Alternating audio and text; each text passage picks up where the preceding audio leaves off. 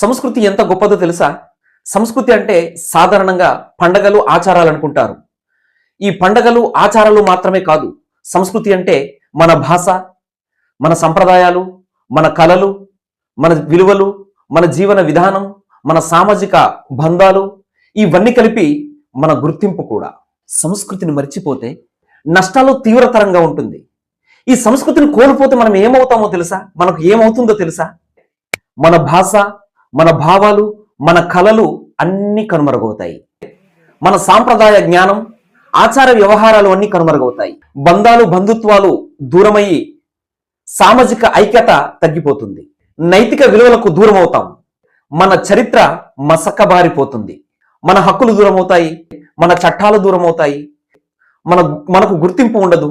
సంస్కృతి లేకపోతే మనకు మనుగడే ఉండదు. ప్రస్తుతం ఆదివాసుల పరిస్థితి ఇదే. మీరే చెప్పండి, మీలో ఎంతమంది ఈ విషయాల్ని కొత్తగా తెలుసుకుంటున్నారు? మీలో ఎంతమందికి సంస్కృతి పట్ల అవగాహన ఉంది? మీలో ఎంతమందికి మీ సంస్కృతి గుర్తుంది? కింద కామెంట్లు చెప్పండి.